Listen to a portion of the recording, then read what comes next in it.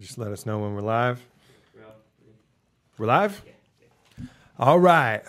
We are live with my man at Mad Flavor, Joey Diaz, the man, the myth, the legend. What's happening? Right here in our Austin podcast studio. How about that? I'm so happy to be here. These are beautiful offices. I thought you worked out of a garage. So look at you. You're a big boy now. That's it. We had to, man. We got these savages ordering products. They're keeping us busy. This is it's great stuff. And I was with you here. I saw you talking about this years ago. That's you it. You were talking to me about this at Fogo de Chao. Remember me, you, Alex Jones went? Yeah. It was just a dream in the mind then. It was just a dream in the mind. When Eddie got drunk and we sent him off by himself that night. You remember that? I remember the that. Next day, Joe was pissed. Yeah. Sorry on that, but yeah, that was a wild night. There's some photographic evidence of that night. It's locked away deep in a vault. Was that Fogo? Yeah, I think it started there, and then it. So we do have a Fogo. So I'm on the right track. Yeah, okay. Yeah. I remember where it was. So Alex Jones. Alex Jones. Did you do a show when you were out here? Not this time. I haven't heard back from him. Yeah. I don't think he wants me back on the show after last time. Alex Jones is a fun guy. He is. He really is. A lot of people think he's crazy, but that's what makes him interesting. You know? Yeah. There needs to be some room carved out for individuals like that. No, that we need him, and we need him in Austin. This is I'm really happy to be down here, man. I forgot how much I love Texas, but I know Austin isn't Texas, but the soul is still here. I really Yeah.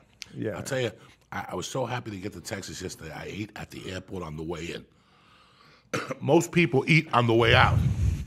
Okay? I ate on the way in. That's how much. Austin's a good airport to do that. We got some pretty good food. I hate when I'm in Austin and people come up to me like, well, you have to go have barbecue at this place. And you're like, listen, I come from L.A. My worst barbecue, my best barbecue is worse than your worst. You know what I'm saying? You understand what I'm trying to say to you? Our best LA's barbecue best is worse garbage. than our worst. Yeah, it's worse than your worst. So any place I eat barbecue at, it's delicious. Yeah. You know? So you got the Stubbs there, legendary Stubbs, Salt Lick. Salt Lick, I love Salt Lick. Yeah. Somebody sent me pictures last week of the pit, the barbecue pit at Salt Lick, and I remember going there and seeing all those sausages.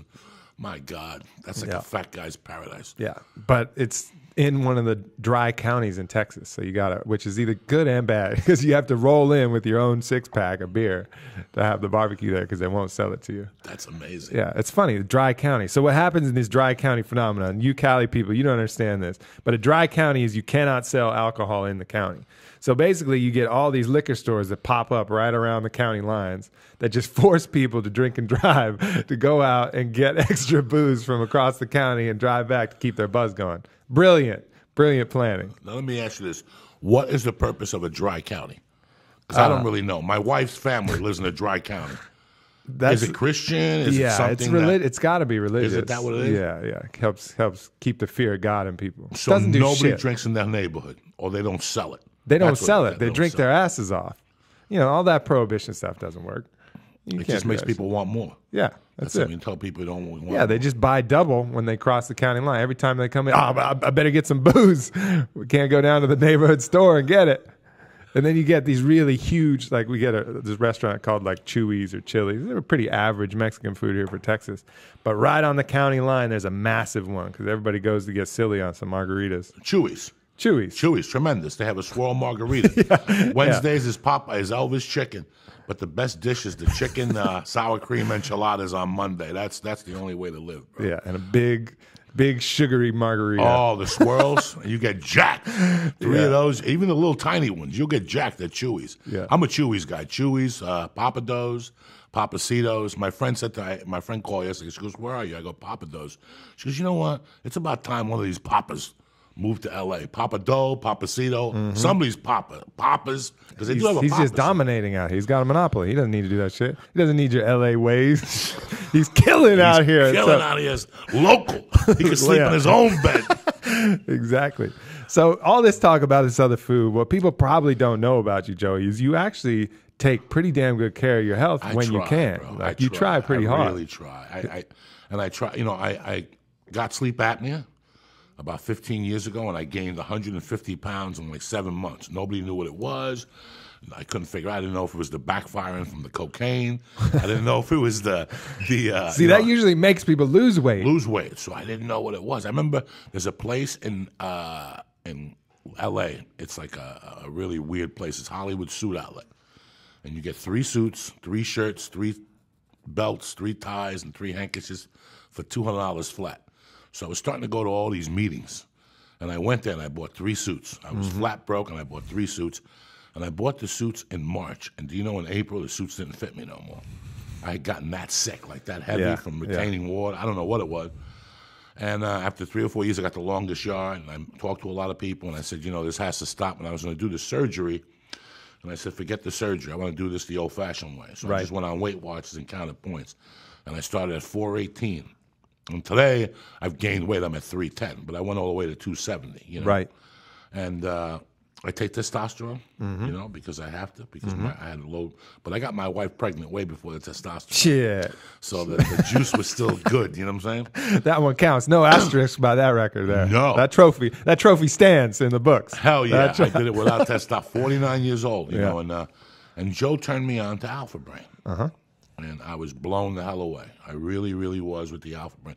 And I thought that was your flagship, and then I started talking more to Joe, and he turned me on to the New Mood, and he turned me on to the Hemp Force. I know well, you're a big fan of the that. Hemp Force was the last of the things he turned me on to. The one I was really impressed with was because we fly a lot, and immune, the immune and the sport. I'm a shroom tech. I'm really an immune guy. For what I fly, I'm a creepy guy, like washing your hands on a plane. I mean, this is where it all starts. This that I tasted today is amazing. So how I live my life now. He's got the Hemp Force bar in his hand. And I looked at it the other day, and at first I was bummed because it wasn't chocolate, because I love your chocolate. Right. But this is just as delicious. And it's only 5 Weight Watcher points. That's what it really is. Those points are nonsense, Joey. Haven't you listened to Mike Dolce? Hasn't he cured you? Hasn't he cured you of those points? I love Mike Dolce. My weight loss thing is like Jeet Kune Do. I borrow from different things. And I know, I gave up soda. Thank God. I gave up that's huge. That's a huge soda. win. A huge win. But now I've given up diet soda lately. Like I've been looking at it in my refrigerator. It's just sitting there now. And I've just been going with the water. I'm 50. So when you're 30, fitness is different than when you're 50. Yep. When you're 20, fitness is different.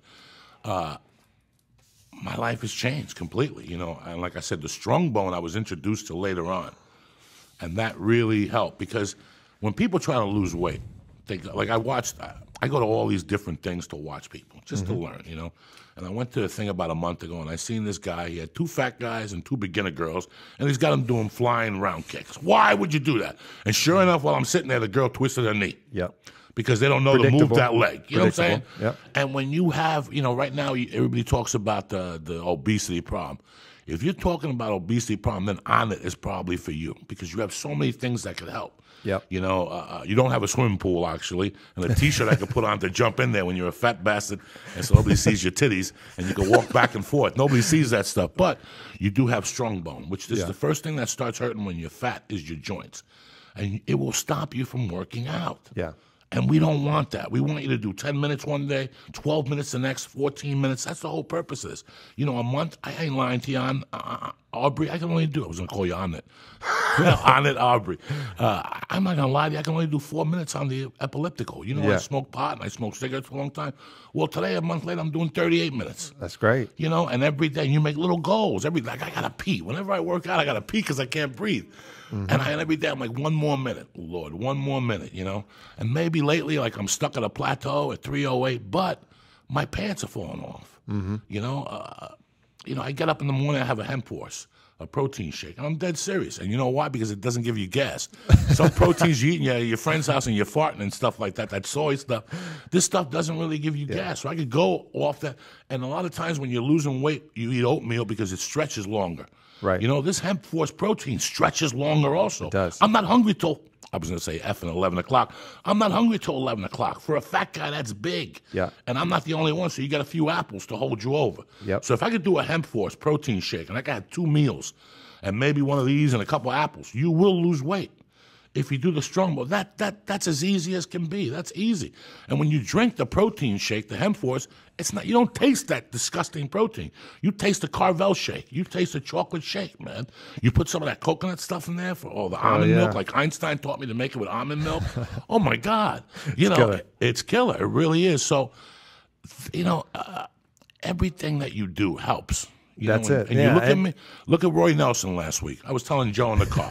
Let's talk about this. I knew that one was coming. I knew too. that. I flew. Chuck Congo lives in Studio City.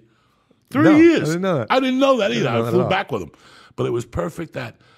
I was telling Joe that Dana White suffers from a ear thing, and he gets dizzy. Did you know? Yeah, I knew forget that. the name of the disease. It's not no Lumineers. Yeah, or something? Lumiere. You know what that disease is? AKA every time Roy Nelson wins. That's what it really is. Every time Roy Nelson wins, that poor guy's head explodes. Yeah. Because he wants the guy with the six-pack. And I say it on my podcast, and I mean this sincerely. You could be a healthy fat guy. You can't be a healthy fat guy that walks down the street shaking, drinking a double latte. That's not the healthy fat guy. But you could have a couple pounds and be able to swim an hour and be able to do the whatever. I go to kickboxing with killers. I go to Muay Thai of America. Every night I got to go in there with a mouthpiece to kick me in the ear. I got bruises on my stomach. My wife's like, why do you have bruises on your back? They kick the hell out of me. Yeah. But I go, and to me, bro, it's not about kicking anybody's ass. You know what it is about? Lasting. Yeah. That's my goal. That's it. If I last an hour and a half, I'm good, Aubrey. It's all about your starting point, and that's something that we get criticized for sometimes at Onnit. It's like all the athletes you have are these supreme athletes. How are we supposed to be like that? It's like that's not what it's about. It's about where is your starting point and where is your goal, and how can we help you get to that goal. We're not trying to make everybody into full-on MMA fighters and killer athletes and top of the world. These are just some of these individuals that we can look up to that inspire us with what they've done out there on the court or wherever they may be. But really, it's about where are you starting and what are your goals, and just set goals that you can hit, and let our products kind of help you out and do that. And I think that's the direction that we're really trying to push, is create systems that are going to help people from all different walks. And that's the most important, because people don't know. Right now, this is Texas. We're in Texas. It's the fattest state in the union. Houston is #1 fat city in the country. Who's second? It's like some other place in Texas. Yeah. Somewhere in the deep south, maybe. You go in Texas, you ask for oatmeal, North they spit Carolina, in your face. fat. You ever go in Houston and ask somebody for oatmeal? If you're not going to eat one of those hot dogs that they give you in Houston with the little chorizo in the middle with the bread? Come on, guys, not pierogies. But they call them something else. They even have supermarkets. You're asking the Onnit office about that. We don't know the shit about that. Yes, you do. Yes, you do. We don't know about these sausage stuff things you're talking about. This is like a fat state, but you can't look at. We could talk about food for hours in Texas. Yeah. We could talk about Austin food for hours, but you need to take care of yourself a little bit. So what's your biggest challenge? Let's say you're one of the more motivational individuals. And there's a lot of people who are like you who aren't even trying that. They just feel like it's too hard. And what are the obstacles that you have to daily face and overcome? And how do you push yourself through those? Well, in our society, we learned that after 40, you're dead. Mm-hmm. When I was growing up, that's no longer. What's his name? Got his blue belt in jiu-jitsu 2 weeks ago. He's 70 years old. The guy that used to hang out with Bruce Lee. Mm-hmm. So, I just had a child at 50, my goal is I like to go down to like what Charles Bronson looked like in The Mechanic. Did you ever see Charles Bronson in The Mechanic? In Hard Times. He was 51 years old. There was no test. There was nothing. There was no protein powder. There was Joe Weider. Right. That's it. And he had two things. He had protein, and that's it. And I like to get into some of that shape. I've eliminated. I don't have diabetes. I don't have none of that stuff. But what do you use to motivate yourself? Like, and what are the obstacles that you face? Just trying to put yourself in somebody else's shoes who's just trying to get themselves going. What can they draw from your experience that can help them on that path to improvement? Do it every day. Something. I don't understand. I have a friend that's a little heavy, and I ask him, "What'd you do today?" He's got a pool in his backyard and a weightlifting room in his building. And I ask him, "What did you do today?" And he says, "Nothing." And I cannot believe that. I cannot believe that living in L.A., you sit in your house all day. Walk. Do something. Mike Dolce talks about walking to the mailbox and hitting it. Yeah. Just tap it with your hand and walk back, And I try to do something every day. Like now I have the baby from 8 to 11. I could put her in a daycare, I don't want to. But you know what I do with her? I walk. I put her in the crib, or whatever, the carriage, and I walk with her. What keeps me motivated is I don't want to be a fat bastard. I don't want to die. I don't want to. Yeah. I want to be able to. If I have to ask for an extension on a plane, I'm doing something wrong. Right. You know what I'm saying? If when that lady shows you the plane, then I got to take that extension. I'm not doing my job as a human being. It's okay. We're not all perfect. We're not all going to look like Chuck Congo. We're not all going to look like Chuck Congo. But you could try a little bit by drinking water. You know, Onnit is just busting out multivitamins. Yep. You take your multivitamins. You know what? TPC vitamin packs. Yep. Yesterday I went to Papa Do's. I told him to hold the bread. You know, I had a salad. Little something. Trying. Just a little trying. bit. Yeah. I had the soup. I had Yep. a cup of gumbo. And I had the seafood Cobb salad. And tell him to hold the bread. And I didn't drink any soda. I drank water. Yep. That's good. I got the best of both worlds. I don't know what the hell I'm going to do when I go for Mexican food or Papa or, you know, something Well, like it's that. one of those things, too. Sometimes, look, you're in Texas. You got the best Mexican the food best. here. Maybe you just go and splurge that day. But that doesn't mean you're not trying. That doesn't mean you can't go balls out on one meal but really try to take care of everything else along the way. I think that's a key thing that you're saying. Just make that effort. A little bit. You It's know? a little And bit. soda is such a cheap way Bad. to do something really bad for your system. And you know what my insecurity is? I don't drink, Aubrey. So when I go out and you say to me, hey, Joe, you want a cocktail? If I get a club soda, I'm going to be the only mook walking around with a clear glass and a straw. Yeah. So I would get a Coke Yeah. to let you think, with a lime in it, to think you think I was drinking a Cuba Libre. But I never figured out that, you know, you could do the same with a Diet Coke. Yeah. So I would drink Cokes at night, and people would say, you know, Joey, you've had 10 sodas. You know, when I was 415 pounds, I can tell you the amount of sodas I drank. I drank sodas for breakfast, sodas for lunch, sodas for dinners, and then 22 sodas to end the night at night, you know? Yeah. So, what are we talking about? We're talking about making those changes, but the sodas are a big thing, and that's, you know, even better than soda. So if you're in that situation, you know, get the club soda. Just get the sparkling water. There's just so many things. You know, it looks like vodka Sprite if you're worried about it, you know. But what is that? That's actually a funny thing to even talk about, but because I feel it too, you know, because there's a lot of nights. Look, I've had my days where I've gone balls to the wall and seen the sunrise on a few party nights, but a lot of the time I'm out in a social situation. And you're right. If you're not drinking, it's almost like you're not part of the festivities a little bit. So you want to have something in your hand. That's kind of a weird dynamic, though, right? You know, I mean, what's causing that, Joey? Why do we feel like that? Why do we feel like we got to drink along with everybody You ever else? see pictures from Facebook in the morning? When you wake up in the morning, look at Facebook. Everybody's got a beer bottle next to their heart. Everybody got a beer bottle next to their heart. You ever notice that? Right here. And God forbid you take the picture without that beer bottle. God forbid. Unless you go to South Beach. I went to do the festival 2 weeks ago. I was staying at the SRS hotel where you would stay. You know, you like those places. You ever been there? I have. The SRS? SLS? SLS? Yeah. You tell these people how much the bottled water is there? It's like 12 probably. $12 for bottled water. That you hold to your heart like this. Yeah. You're like, you know. It comes in a nice glass bottle, too. It's $12 and $44 to park. But it was $12 for a water. That water you hold with pride. But you imagine talking to your business associates, you're partying at somebody's birthday, and you're drinking water. You look like a drip. It's a challenge. It's a downer. And it's also a challenge when you're out entertaining people at dinners, too. That's what I found as well. You know, I can be trying to make a good, clean push. You know, like, all right, I'm going to eat clean, and then someone comes into town, and what are you going to do? It's tough. It's tough. But making little choices, like you're saying, you know, stay away from the soda. You know, if you're going to have some drinks, keep it clean. Don't have a Jack and Coke, have a Jack and water. You know, like find ways to keep it as clean as possible and still, you know, do what you need to do, you know, and still enjoy yourself. It's weird. I have an uncle that's 76 years old. He walks 5 miles every day in the morning. You can't deter him from it. You can tell him you got 10 naked women. He'll say no, and he's a horn dog. He'll wait till 1 o'clock. He eats egg whites. I watch him. I watch him hit the bag. I took him to a Dodger game last year, and he ran up those stairs. And I asked him, and he goes, you know, I take care of a little bit, and I know that he lasted till he's 76. My mother had 9 brothers and sisters. All of them lived over 70, except my mother. All of them lived over 70, you know. My grandma lived to 88. My grandfather lived to 94. Good genes.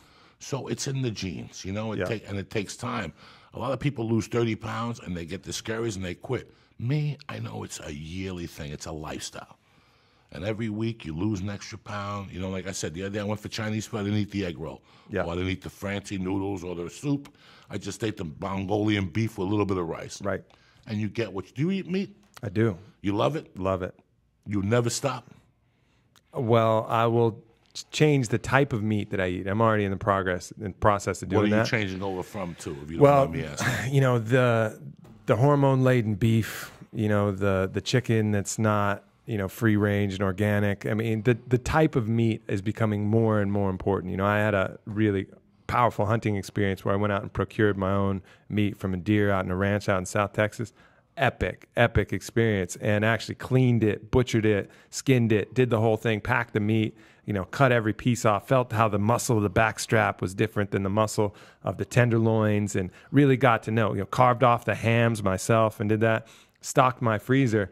And eating that meat is a vastly different experience than going and buying some other meat. I really can't eat regular burgers anymore because we took it to a great meat processor down here in Austin. We got hamburger made out of it. We got sausage made. We got fillets made. We got steaks. We got stew meat.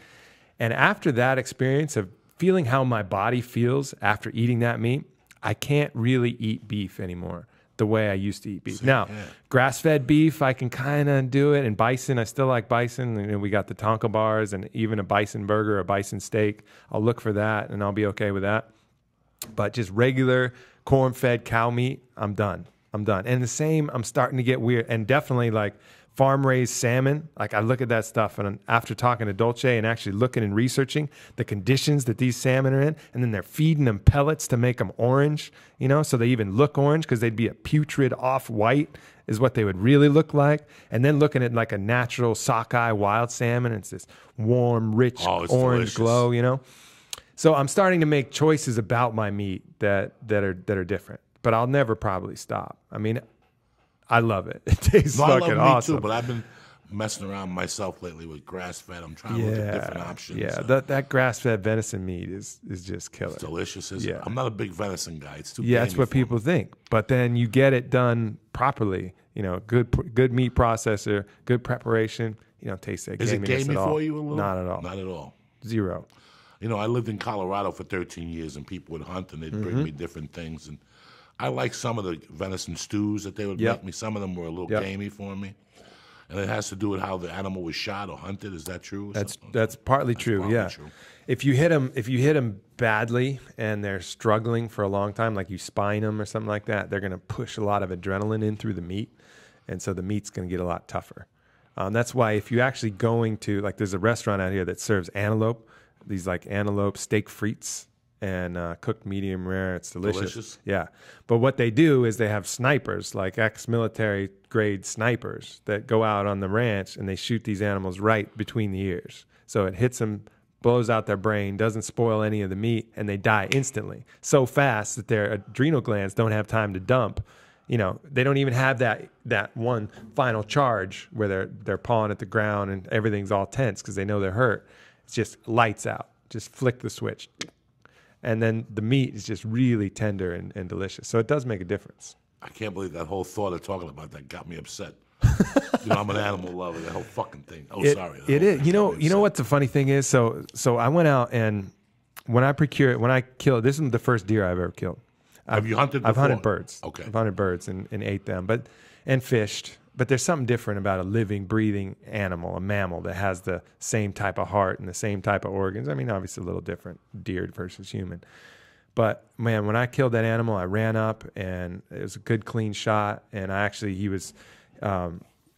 she was a doe.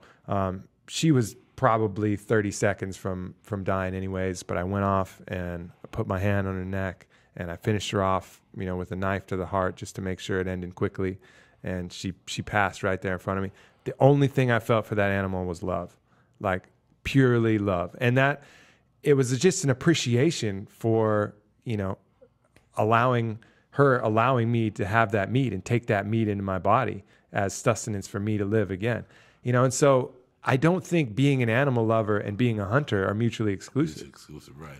You know, because I swear to you, it was a weird feeling. She had a bunch of porcupine quills in her face, which is unusual for a deer. I guess she got curious, the porcupine whacked her. Some were actually going in through her eye. And so she was really suffering already. I looked at that deer in the porcupine quills, and I fucking hated that porcupine. You know, it's like, that was my girl right there. and that porcupine had made her suffer. I was ready to go on a murderous Rambo rampage hunting for porcupine. Yeah, because the feelings I felt for that animal, it's a little ironic being that I was the one who put a bullet through her heart, but the feelings I felt for that animal was just pure gratitude and appreciation. And that's carried through to eating it too.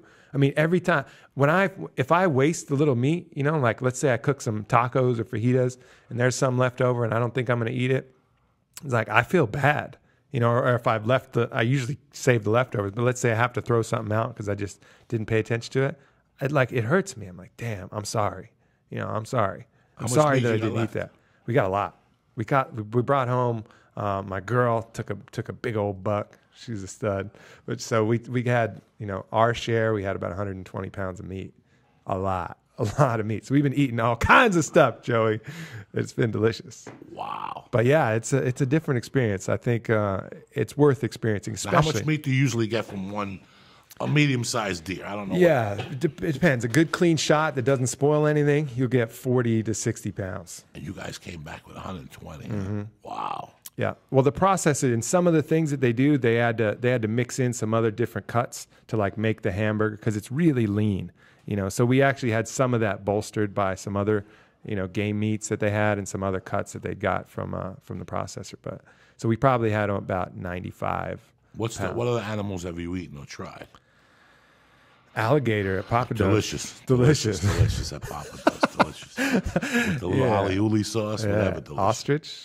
You had any ostrich? No, how is it? It's pretty good. It's delicious. Like a tough chicken. It's like chicken and deer had a baby. Yeah. Chicken and deer. Okay. What else have you had? This more like the elk, antelope, a lot of those different types of, you know, kind of game animals. What else did I have? Some birds, quail. Snake? I love quail. Yeah, I had some snake. How was rattlesnake? It was not bad. It wasn't good. People say it tastes just like chicken. Bullshit. No, it don't. No, it don't. I smelled it. God almighty. It wasn't great. It wasn't my favorite thing. Eating round, long, meaty snakes. You know, skinning a snake though was because I have a lot of sisters. I have 3 younger sisters. So when we'd see a rattlesnake out on a ranch, we'd kill it just for fear that it might bite one of our sisters. So, you know, we'd take the shovel and we'd take the heads off. And just when they were right around the house, not if we saw it way out on the ranch, we just let it be. But then we'd skin them to keep the skins. And my grandma was an old gangster, so I remember when I was a kid one time, cut the head off and we go to skin it, and it's still wriggling, still moving around, full on, like trying to escape without its head, you know. And she's telling me to skin it, so I'm trying to snip it, following the belly along this snake with no head on it. No head on it, and it's just writhing around, you know. And that was my first real introduction to getting into the nitty gritty of an animal. But we skinned it, we took the meat off, we tried to cook it, we ate a little bit. It was pretty terrible, but I kept the skins for many, many years. What about frog legs? No. I don't like those either. No, I don't like frog legs. I don't like crawfish. I'm not a big crawfish guy, so you don't go to drink and eat crawdads and all that stuff. I used to, you know, catch those in the creek by my house we lived by a greenbelt. Really? Well, I don't know if they're the same type. I guess these are the freshwater ones. I guess the ones you get are the saltwater ones. Saltwater ones, yeah. But they're like little bugs. Yeah, I'm not big. Yeah, I'm not into that shit. Well, I told Joe a couple of times when I lived in Aspen, there's a restaurant called Kablunix. Uh-huh. This is the 80s. What a neat concept. You had to meet somewhere at 6:30, and they'd drive you up there in like a sled with dogs, wolves. You would whip them and stuff like that. That's epic. And they would take you to the restaurant, with blankets, very romantic. You went in and you got whatever they had, you know, rattlesnake and crocodile and anything crazy. That was their business. And they had like a 7-course meal, and they put you back on the sled, and you went back over the hill. That's freezing. awesome. So what was some of the craziest shit you ate over there? No, I didn't eat. I tried and looked at. I smelled and looked at. I can't. I'm horrible with that stuff. Yeah. Like I went to Jamaica and I wouldn't eat. Jerk chicken? What's up? The chickens were so ugly. Yeah, they're just running around rampant. It's so disgusting. Picking up Coke rocks and stuff off the ground. I didn't like Jamaican chicken at all down there. I didn't like the food. I'm really skeevy about that stuff. Like, I don't know what it is. I can't imagine traveling overseas and having to eat that food. Yeah. Like, just something makes me crazy. It's hard. It's hard in some places, especially the vegetables, the vegetation. You know, one thing that we have access to all the time is good fresh vegetables. And that's not the same in most countries. You know, a lot of places in Europe, you know, try and get a good salad with a bunch of bell peppers and shit cut up in that. Not as common as you think. You know, they don't do that very well. You can get a lot of pork. Pork you can get anywhere. Beef, forget it. You can hardly get that, you know, anywhere good. But the veggies are the big issue. You know, that's the hardest thing to keep eating if you're on a real healthy diet. That's important. I think when friends go to UFCs, they eat, and I ask them how the food is. And they're like, great. I'm like, ugh. I couldn't imagine. You mean the ones overseas? Anywhere. Like when Joe went to Abu Dhabi, I was like, how is the steak? She was like, delicious. I can't even imagine. Well, shit, man. They put gold plate on their ceilings out in Abu Dhabi. Yeah, they don't play around. Yeah, they're like Trinidad James. All gold, everything out there. That's their theme song, Joey. That's it, man. It's just amazing what some of these. I just skeeve. I don't know why. I just lose my mind, man. Till this day, I won't eat Thai food. Now the Asian places, that's where it gets real weird. Like going to eat in mainland China and stuff. No, really? Thailand is delicious and easy compared to like China. You go to China, the chickens all have the head still on them when they're trying to serve them to you. I mean, the chickens. It's one thing to have a fish with the head. I don't even like that when they keep the tail and the head on the fish. I'm like, I'm not gonna eat that. Why are you serving it to me? But when you get the chicken with the head and the feet and everything on it, you know, that's when it gets a little weird. And then fish eyeballs, and then they have these big buckets of stuff. You just don't even want to ask questions out there. It's challenging, but they just eat it up. I mean, it's sustenance. I mean, their perspective is better than ours. But from our perspective, eyeballs and chicken feet and gizzards and beaks, and they'll eat whatever the fuck. They'll put the feet in the soup. Oh, yeah. And those chickens, they pee on their legs and they run around. I can't eat that stuff at all. Just it helps sanitize their legs, actually. It's part of the strategy, Joey. Just cleaning off their kicks. I watched the show in China, is it, where they eat just dicks. Did you see that restaurant? No, sounds like a gay bar. Just penises. No, and because I guess there's some animal that you eat the penis and you fuck 90,000 women in a row without coming. It's all a lie. It's like $8,000 to eat like an elephant dick or something. And they show you. It's like all just penises. We'll have to look it up later on. Just penises. Yeah. And I forget what's the most expensive. How much to suck dick there? I think there's no dick sucking allowed. It's just eating penises. That's what they call them. It's penises. That's it. And I guess the bigger the animal, the more, what do they call it? Oh, there's a word for that. The more vitality. Yeah. Vitality. Virility. Virility. I'm sorry. Yeah. So that's how they look at it. Me, I don't want to eat nobody else's dick. No, I had balls though. Where? In Spain. What kind of bull's balls? Bull's balls. Okay. That's yeah. It was terrible. It fucked with me for a little while, Joey. I'll tell you the truth. Why? It was like really fatty, slippery. You know, like the dark meat in chicken. Imagine you made a meatball out of the dark meat, the darkest, fattiest, gristliest, sinewiest meat of the chicken, and then you just stir fried it up, and it was squishy and chewy and slippery, and I knew it was balls, and it messed me up.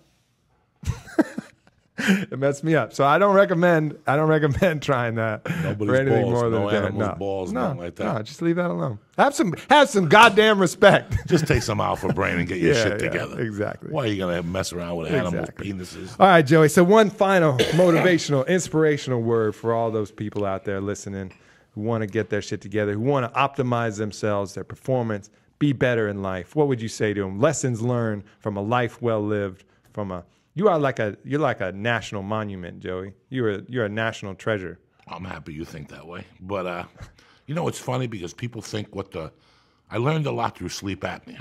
Mm-hmm. I learned that a lot of shit happens if you don't sleep. And I learned how much we neglect sleep. And we've both neglected sleep. Absolutely. We both neglected sleep. And it's so bad for you. Mm-hmm. And it's really weird that we do everything else, but then we don't sleep. Yep. I have a best friend. You have a best friend. His name is Joe Rogan. He don't sleep. Doesn't sleep. And then occasionally I gotta beat him to sleep. And then you ever see him pass out? Yeah, he passed out in a cab to the weigh-ins in Brazil. Just passed out. I got a picture of him. It's hilarious. Can you believe that? Yeah. How he passed? And I've stayed on him for years. I even told him he had the apnea. Mm-hmm. And it's really weird how we don't respect sleep. And there's so many. It's such a big thing. Health. It's not just taking vitamins and going to the gym. Nope. It's the water, it's the sleep, it's the rest. Foundations, diet, sleep. Yeah, it's really important. Hydration. You got to take care of that shit first. And I was always, for 40 years, I didn't sleep. I didn't think it was important. I was too busy doing blow or, doing comedy, and I could see what it does to you. It really is bad. And just motivation, man. Just get what you believe in, like you. You believed in this product. I did. You really did. You really thought that by producing this to the world, even if you helped 5 people, that was your mission in life. And that's why I applaud you. You got a warehouse today. We got a racquetball court here. We got weights. I might even have to get a room down here soon. We might have to build like 3 bedrooms. I don't know why. You're always welcome, Joey. I don't know why you haven't built like 3 little getaway. I guess Rios gets thrown out of his house because it takes too many alpha brains. And he wants it could happen. Tackle mama. So you got to put a couple beds. Rios is like Oz. You don't see him behind the curtain, but he's here making shit happen. So it all starts with believing in a dream, bro. Same reason why I'm in Austin doing comedy. I was locked up and I made somebody laugh when I was in prison. And for some stupid reason, I actually believe I could do this for a living. And here we are 22 years later. And it's a beautiful fucking thing. It's a beautiful day to be alive. Well, Joey, thank you for coming on the Onnit podcast. We're gonna have some after hours on the Warrior Poet podcast. So if you switch channels on Ustream, you'll be able to get some bonus time with me and Joey Diaz. Let's do it. Going off the hook even more, talking about some weirder shit than this. All right, Joey, thanks for being on. Thanks for listening to the Onnit podcast. We love you guys.